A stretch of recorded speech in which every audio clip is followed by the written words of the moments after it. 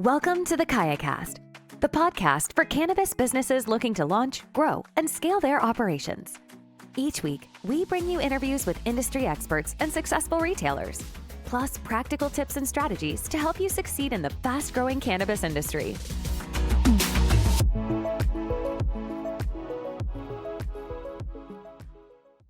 Hey everyone, in this episode we are joined by Jack, the co-founder and CEO of Mosaic Green, an all-in-one solution that combines payments, loyalty, and e-commerce. Jack has over 20 years of experience as an entrepreneur, and prior to Mosaic, he was the CEO of BTC, which he led from 0 to 800 employees and 300 million in annual revenues. In this episode, he talks about the tenets of a great loyalty program and where to start. I learned a lot talking to Jack, and I hope you guys do too. Enjoy. Why is customer loyalty so important in the cannabis industry? Well, in the cannabis industry, today it's mostly about price, and it's so competitive. So you need that competitive advantage. And for me, and from my perspective, it's how do you stand out? How do you build your brand? And then therefore, how do you engage your customers better? So loyalty is about just building that brand, understanding your customers, building that brand, and connecting with your customers. And as Mosaic, what we do is we try to help provide a platform that lets you, one, understand that each customer is different, and then communicate to them differently, connect with them, and help educate them about why you're able to service them better. And as a result, by doing that, you start to create some loyalty. And there's a bit of a special sauce there around loyalty where, a loyalty platform on its own, it's difficult. It's hard. But when you can kind of pull it together with the ability to look at product, to order product and pay for product and build loyalty all in one, like Starbucks does, really, that's the magic. And having one customer experience platform, outside of the store, where everything's pulled together, that's where everything works, and that's where loyalty will work. So you made a really good tidbit there that I've never really thought through. Customer loyalty isn't powerful unless you tie in other parts like inventory. What do you mean by that? Yeah, so a lot of solutions today will sell you a customer loyalty platform that is really a marketing platform. You reach out to your customers, you send them messages.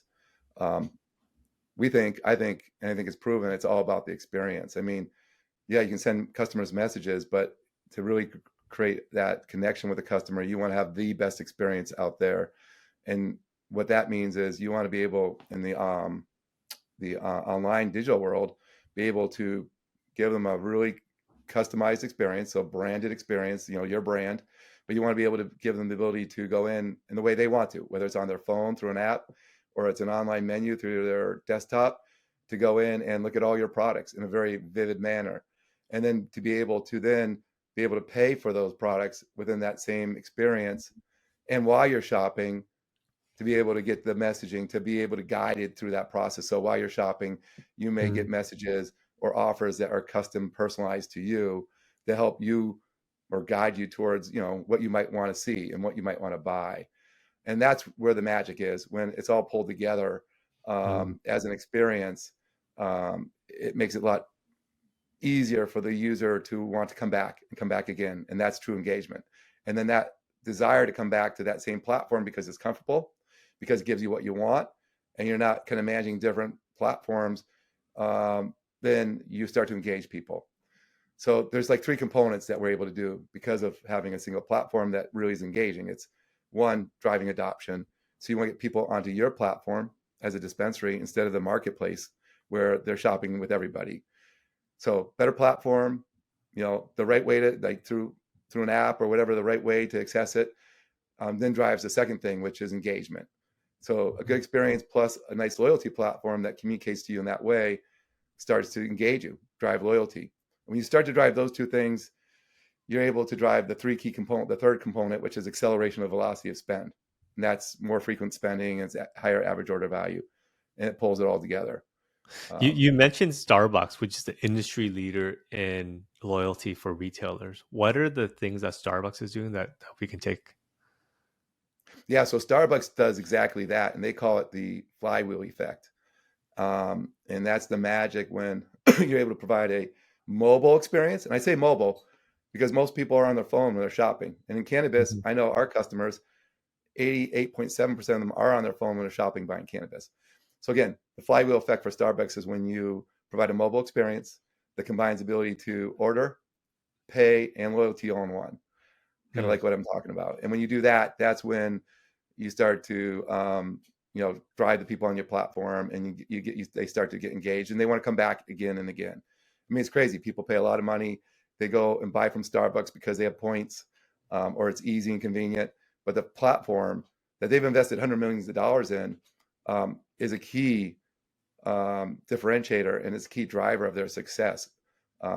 So that's what they're doing. That's what really has been proven to work for not just them, but others like Taco Bell and Chick-fil-A are doing the same thing now. I mean, and it's not just the restaurant industry. You can go outside, and big pharmaceutical, CVS, tries to emulate the same kind of platform. And I know that they spent 100 million plus on their platform as well. So it's digital and data and leveraging that with a loyalty is a really powerful capability. Especially if, and you mentioned mobile, there are rules against sending customers text messages, emails, but there's really no regulation in sending somebody in that message. Absolutely, you're right. And it's a better experience too, Tommy, right? Mhm. I mean, it's coming to your phone because you're part of an app. It knows who you are. You're able to show content you can't with text messaging. And the best thing about it for a lot of people is you can do it for free. I mean, with our customers, you can push notifications, send in an app message as much as you want, and it doesn't cost you any more. Text messaging is pretty expensive, and cannabis is technically not compliant, so you got to get around those rules. And email too. Email is not bad. You can send email out fairly well. So you have multi-channel capability there. But yeah, an app, the ability to push notifications is really powerful in any industry, but actually more so in cannabis because you're limited, just like you said, where other industries aren't with text messaging. So if you were to build out a customer loyalty program for a brand new dispensary, what where would you start? So let's see the key components, right? You build this up. First, it's knowing your customers. So having a customer profile is important in that, not just their name and the birth date, but having an understanding of what they buy and how much they spend and what they buy, right? And maybe some demographic information is really helpful as a baseline. So how do you collect that information? Hmm. And for a dispensary, the big challenge is how do you get people to sign up to your program and start to collect that information? So the better tool that you have that makes it easier, the better you're able to do that. But that's probably the foundation of a good Mhm. loyalty platform. And then once you have that, right, look at the next step. How do you then leverage that data, that information, so that you can start to personalize your communications? In our case, you segment users into different groups that are more logical, and then you start to give them targeted offers. So now you can segment your users. So you have to have a tool that allows you to do that, group them in a logical way. And then the third component is to be able to provide them more relevant, targeted messaging or even offers and rewards as part of a loyalty program. So where today, a lot of folks in dispensaries are giving everyone the same discount. That's costly too. Everyone gets the same Right. discount. Obviously, if you can know who somebody is and you send them an offer that they're more likely to be interested in and leverage, that's going to be a lot more effective. Yeah. So that's the third component. And then the fourth component is the data.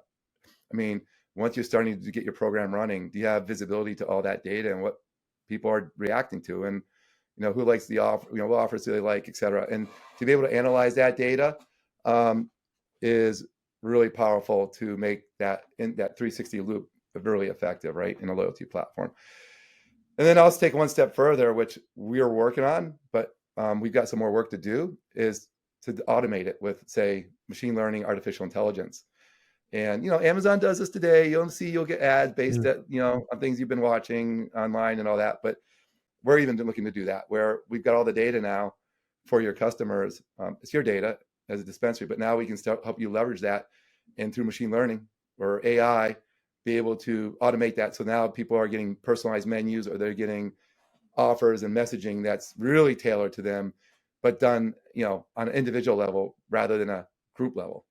Hmm. So there's a lot to it, but there's if you answer your question down to the basics, understand your customers with profiles, be able to group them effectively, and then be able to target messaging, and then have data to learn from that and improve it on a going forward basis. How easy is it under Mosaic to capture customer demographic data? As a retailer, what do you need to do? Like, how does this work? Yeah, so this is what's kind of cool about what we're doing. You know, the big technology platforms out there are on a platform they call an iframe that kind of blocks the visibility to what people are doing online.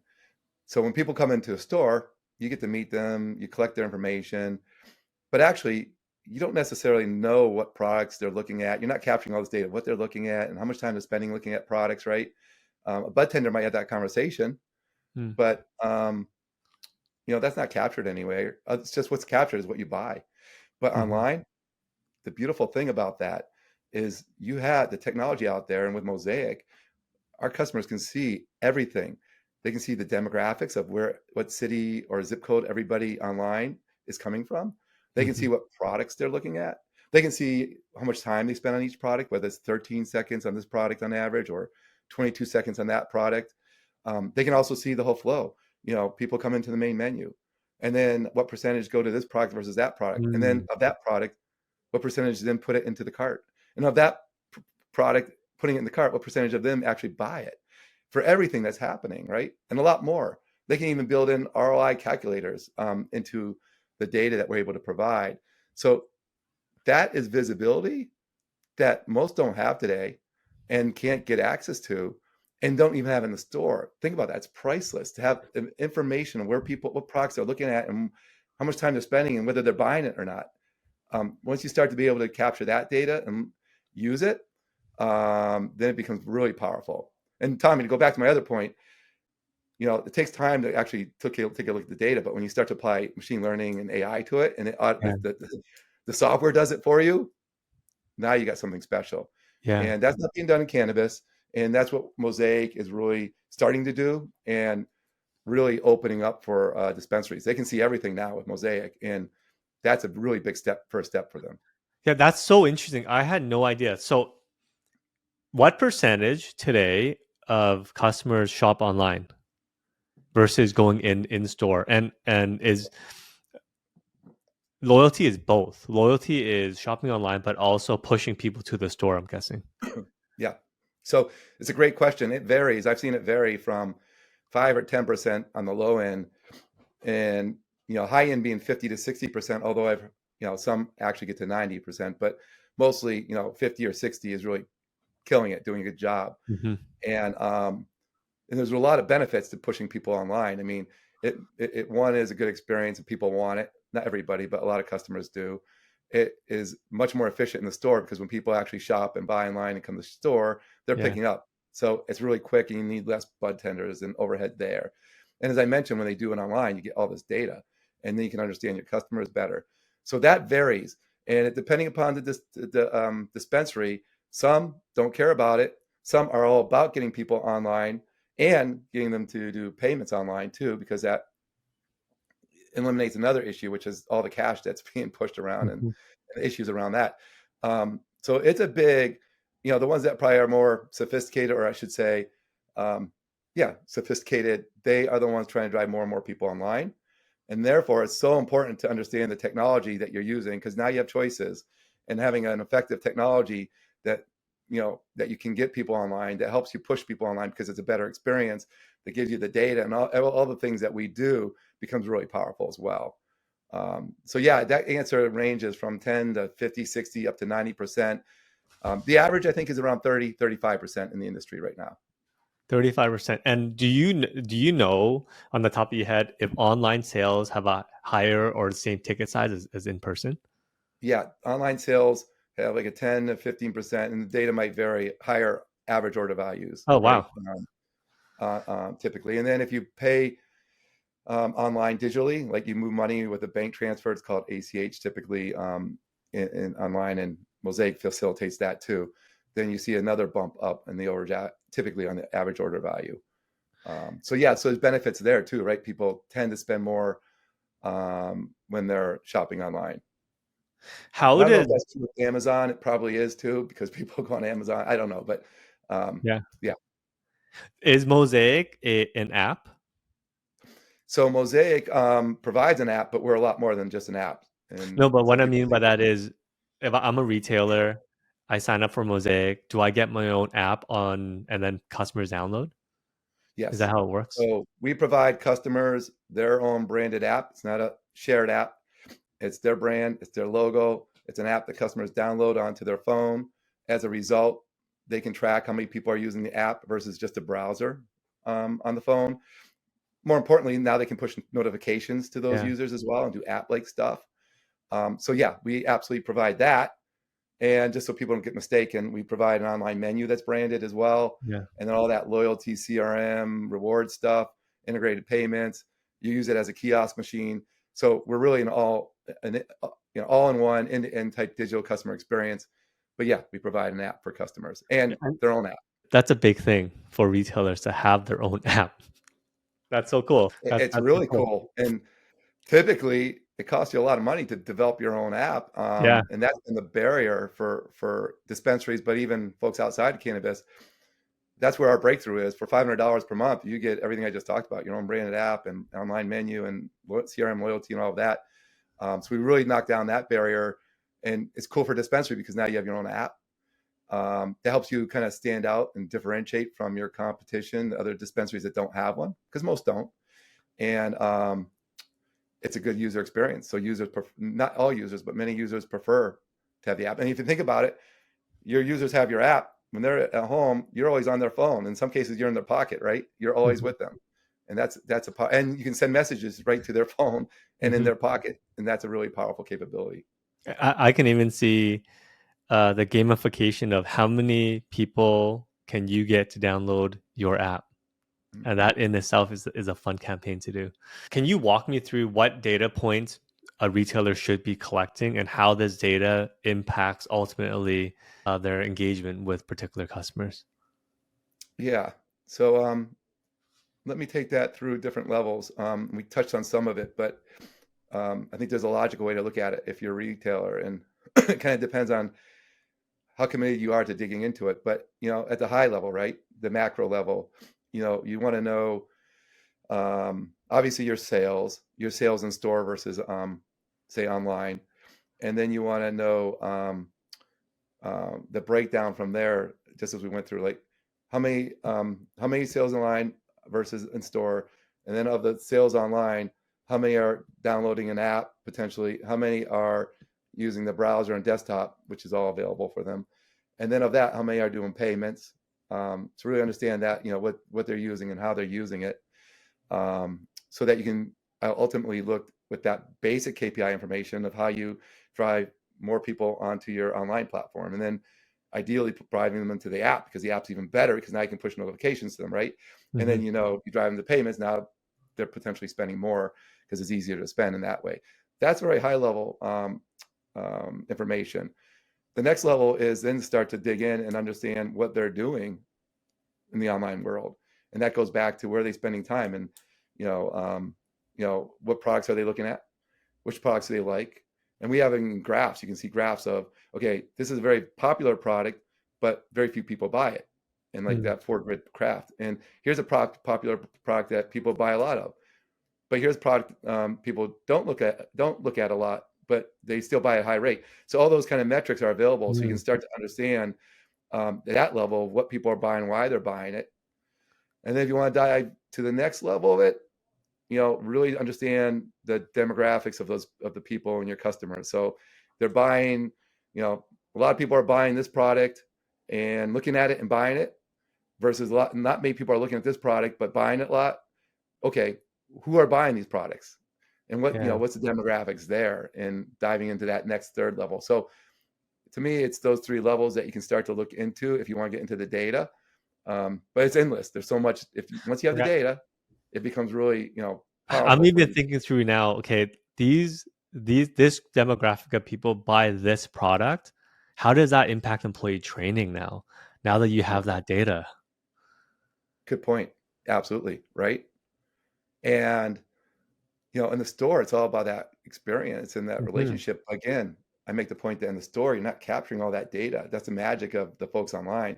Now, Hmm. if you can capture that data and understand behaviors, yeah, you can take that to training and help bud tenders better understand what user behaviors are. Um, I know the data that we're capturing would be very valuable and to a lot of folks in the industry, whether you're a brand or a data analytics company. That data that you can really get is largely not available because of a lot of the infrastructures that are out there. So it can be used in so many ways. What are 5 data points a retailer should pay attention to, and how does this impact their decision making? Good question. Again, high level um, number of customers. Second, I like to look at number of customers being added to your loyalty platform. Go back to loyalty. So you get your total customers and how that's growing, what percentage rate, right? But then the next big one is how many people per week are or day are joining your loyalty platform, signing up, Hmm. because that becomes magic. Once they join your loyalty, now you can market to them, email, push Hmm. notifications in our case, and you're collecting all their information with their demographics. So second is, again, how many are joining the loyalty platform, big metric. Then you want to kind of calculate, what's their spend? How much are they spending? What's the average order value that they're spending, and how do you push that potentially up higher as a dispensary, right? What can you do to drive that up, as well as their frequency of spend? So how many times they spend per month, and what's their average order value? Those would be the next key metrics that I would look at. That if you get a handle on those 5, I don't know if that's 4 or 5, you've got a pretty good understanding of what's happening. I think in your store, and something to build off of. You've seen this play out in dispensaries without loyalty and dispensaries with fantastic loyalty programs.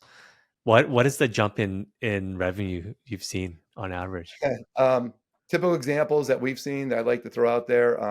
Someone in business for 2 years on one of the big platforms, but not doing loyalty, moves over within 3 months, see 350% online sales growth. Within Wow. the next 6 months, 7 times growth. So that's Wow. pretty significant, right? It's a combination of not just loyalty, but being able to give users an app, the user experience being better, Hmm. having a more branded experience, but absolutely the ability to capture people's or your customers' information, email, phone number, and then send messaging out to them. Really powerful, right? So, And um, I would imagine setting goals in place too. Hey, we have a loyalty program now. The first game is let's sign up 50% of our customers into our loyalty program. That in itself, you're marching towards being a more professional organization. it's a big step. Yeah, I think a lot don't do it today, but it's a big step and if you have those goals, if you move the meter on those components, just getting people onto your loyalty program, if you just focused on that as one goal, Yeah. there's no doubt um, that you're going to grow your revenue and your profit, because you're going to gain more loyal customers as well, repeat customers. So that one aspect, you could focus on different metrics as well, would have a pretty big impact on your business. For people listening today that do not have a loyalty program in place or just started one, what are the 5 things that they should do immediately? Hmm. Um, for those that don't have a loyalty program, number one, you should understand the importance of loyalty and whether you think that's really meaningful. So if you don't believe loyalty's meaningful, I would ask some other dispensaries that you're friendly with that have loyalty programs, why do you do that? And Hmm. do you get value out of it? And you may get answers that say no, yes, but the first thing is to convince yourself that there's value in worth putting time in. So if you're not doing it, there's probably a reason. But understand if there's value. If you get sold on the fact that there's real value in doing it, the next logical step is understanding what your options are, because you have options out there. And loyalty ranges from um, having a very simple loyalty platform, just simple point program, to maybe having a multi-tiered program that you customize. When you're selecting a loyalty partner, what are some of the things that you should look for in your solution? If you ask me that, I think, and this will be biased, the number one is user experience. And we touched on this earlier, but in order for a loyalty program to work, you want users to, one, sign up and use it. So you make it easy to sign up, but then you want them to keep coming back. And it's more than just a loyalty platform, but it's the entire experience that they have. So if you look at what we do, the ability to provide them your own app and online menu and loyalty and payments all in one in a very easy to way, mobile friendly way, makes it easy for them to want to use your platform and therefore be part of your loyalty program. That's the number one thing that I think is kind of the thing that's missed out there. That that when it's not so hard, if your loyalty program is separate from your shopping experience and you don't get to see your offers while you shop and things like that, you kind of lose the experience that propels people to want to come back and get. And that's why Starbucks and others work so well. It's all one platform, and it's very easy for users to adopt and use. That's a number big one. Then you can start to dive into loyalty and what's the future functionality, right? Can I have tiers or not? And then how can I segment my customers? And then can I send them messaging? And how can I send them messaging? Can I only do text, or can I do text and email, or can I do push notifications? And that's the next level. But if you don't have that great user experience, it's kind of a stopping point in my mind. So let's say they've selected a loyalty partner and we're launching a loyalty program. What are the next steps that I should really consider in making my program the best possible? It's really how you market. So if you got the right tools and technology and you got those in place, the next big thing you really got to consider is, how do I drive awareness to my customers? And it's really, you're now on the job of marketing to your customers to use this platform. And, it starts with maybe advertising it in an effective way on your website. And then the next step is in your store. Do you market any of that? So in our case, we give customers QR codes that their customers can scan and, within 5 seconds, download the app onto their phones very easily, and giving them those tools. And then it's an element of training your bud tenders to encourage people to sign up and register, because that's the key. Get them onto the app. Even if they don't go onto the app, get them to register in your program. So now that they're part of your program, and now you can start to market to them. And that's a whole marketing effort that you want to get in place. And there's a playbook there that you want to start to run. And that is the next big step to driving an effective loyalty program, for sure, which is hard to do, I know, in a dispensary, because you got so much on your plate and you're trying to do things all day. But it's an investment. If you make it, can pay a lot of dividends. So first step, find the right partner. Second step, get users on board. And then, what should users, I've never had loyalty before. I never communicated with my customers. What do I start? What do I do? Yep. We like to say start slow and start to build on it as you get comfortable, but start to communicate to them. So start to send messaging out to them that you think is relevant, and start to understand your customers and segment them under how you want to segment them. So you understand your customers and what they might like best, probably, at least initially. So that's when you start to segment and put them in groups, right? You may have a group that you want to segment by, I don't know, females that are spending $50 per month on flour, to use an example. And you might send them more messages on flour, or you might want to introduce them to edibles or something different. But you start to message out to them in a very simple way. But as you start to do that, now you're getting data. And if you can spend the time to look at your data and understand what works and what doesn't work, then you can get smarter about what you want, how you segment customers, and how you message to them and what you offer to them. So that's kind of the progression you take. But there's a lot to tackle when you start to launch the loyalty program. So don't go expect that you can do everything great the first day. And if you're not hiring someone to do it for you, it's even harder, right? So just get a program going. What are the key tenets of effective communication in a loyalty program? Yeah.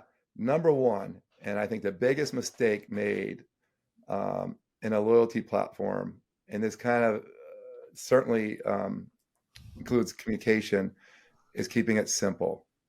So a lot of folks want to send a lot out and give everybody a lot of offers and kind of blast it out there.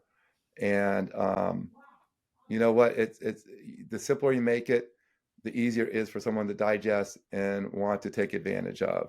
You just can't make it too complex. It's kind of like a sales comp plan. If you give a sales comp, if you build a sales compensation platform program for sales reps, and you make it so complicated they don't understand it, it doesn't drive the behavior. And in some cases, with loyalty or even discounting, you send out so many discounts. What's the meaning of it? And if you can make it a little bit more simple, I think, and that includes loyalty, your messaging and what you're going to message, that can be so much more effective, and in my opinion. When I'm starting off my loyalty program, how often should I communicate with customers? Tommy, that's a great question. How often do you communicate with customers? It kind of depends. 1 or 2 times a week seems like the sweet spot. From the stuff I see, that's good. A lot of folks are getting a message every day and sending out messages to customers every day, because I'm signed up with lots of loyalty platforms so I can see how they work. Yeah. And I get message every day from many of them. Yeah. It turns me off. I haven't turned it off myself because I'm kind of watching what they're doing. Yeah. I think some people that will love it, they'll thrive on it, right? And they want that, but a lot of people may not. And if you're not messaging to people on a weekly basis and you've got the tools, it's not enough. I mean, especially if you got meetings. So, the sweet spot is probably 1 to 2, maybe 3 a week. 3 seems a bit heavy. I think the data will generally support that, but I'll go back. It depends.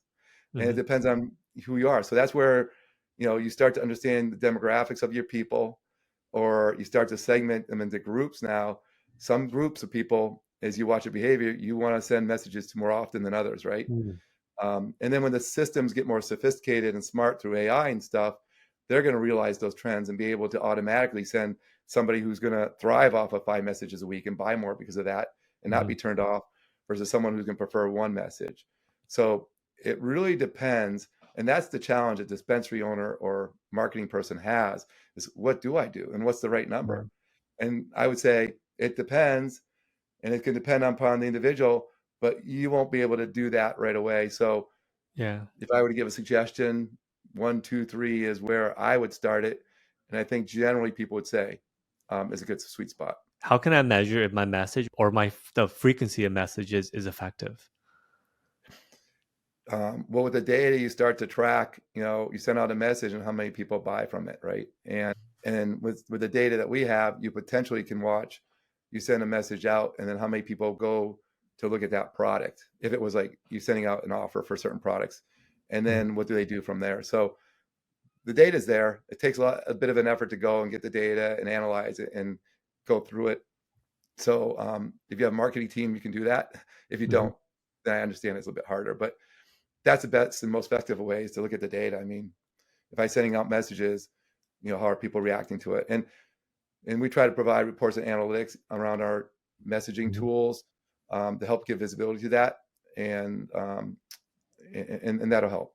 Do you typically see an offer every message, or is there a different variety of messages that retailers are sending out? Oh, there's definitely a different variety of messages. In fact, some states, as you know, you can't do loyalty. So it doesn't mean you can't use the tool. So think about it. You want to communicate to folks. And again, if you can segment, you might have an event on Thursday at 5 p.m. you want to invite folks to. And that's a great thing to do, right? It doesn't always have to be an offer. In fact, sometimes it's better if it's not an offer, because you're adding value. You could even send, if you wanted to, a message that's more educational. You've got a group of users. If you could define them, great. If you can't, that might not know about concentrate or whatever products you might have, or new products you might have. You might want to send something about that is more educational based, so they'll want to see the message and read through it. You might want to just tell them that you're closed because there's a storm today and we're shut down. So there's a lot of messaging that you can do outside of offers. The nice thing about offers is they can drive behavior, and you can be very specific about the behavior you want. Like, here's an offer for these products and I want to sell them because I'm overstocked, or whatever might be going on. And rewards. We talk about offers. The nice thing about, there's two aspects that we have, at least, there's offers where you get a discount or some offer, some dollar off for buying something in general. But then there's rewards. So as you accumulate points, you can use your points to get whatever special, whether it's something off or ability to buy 2 for 1, whatever. You're able to have those rewards as well. So there's different ways to offer. But it's not just about offers and rewards. It's about the overall communication strategy that you really want to think through.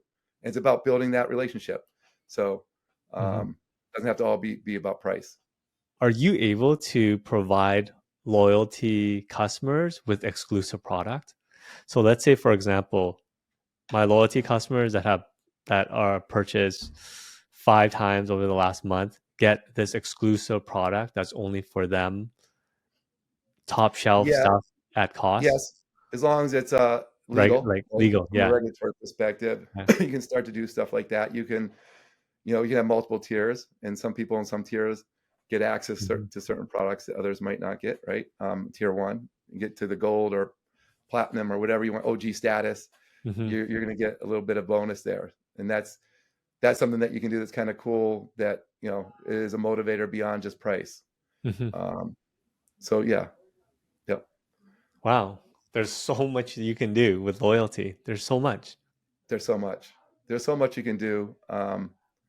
And yeah, you don't want to do, I think, a plain old system where everyone gets the same loyalty kind of program. You want to be able to create some differentiation based upon those levels and motivate people, kind of gamify it, right?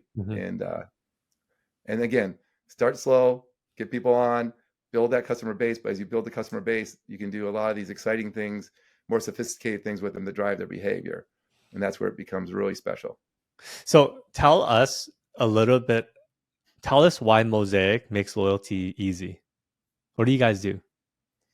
So Mosaic provides dispensaries and groups of dispensaries, like if you own many, their own branded Starbucks-like platform. So instead of paying $1 million or $100 million to build your platform, we give dispensaries their own branded platform so they can do the same thing. The branded app, branded online menu, the loyalty, the ability to the CRM marketing, the rewards, integrated payments, kiosk capability, all the data visibility that you want, SEO capability as well, all in one. So we make it really easy, one, to give you all the tools you need instead of having to buy from several different vendors to integrate and then manage different reporting and manage different aspects of all the pieces that you really need to be pulled together. So we make it cost effective. We make it a lot easier to pull together, and we give you a tremendous amount of horsepower or capability to run everything you need, not just for loyalty, but e-commerce and payments and everything you might do online. That's what Mosaic does. And that's what we started Mosaic, was to make it easy to really help dispensaries have the type of tool that others in other industries have to be successful. If people wanted to find more information on Mosaic, how can they find you? Well, they can go to our website, mosaic.green, not .com. So Mosaic, MOSAIC.GREEN. And you can find us there. Or, I love talking to customers. I love being involved. I do a lot of demos with customers still, as you know, Tommy. So they can email me, jack.blaeser, BLAESER, @mosaic.green as well. And we'd love to talk to anybody and let you know what we're doing, but also learn from you as well, because customers kind of give us, a lot of great insight to help us make things better for them. Awesome. Well, thank you so much, Jack, for joining us. I've learned so much about loyalty and how important it is to understand your customer and understand how to engage with your customers. Tommy, thank you. This was awesome. I love the format, and thanks for having me on your podcast. It's been a lot of fun. Hope to do it. Have a good one. See ya. You too. Bye. Thanks for listening to the KayaCast podcast. We hope you enjoyed the show. Don't forget to subscribe to our podcast in your favorite podcast app, or visit our website to learn more about our guests and to access the full archive of episodes from the show. Join us next time as we continue to explore the world of cannabis and help you grow, launch, and scale your business.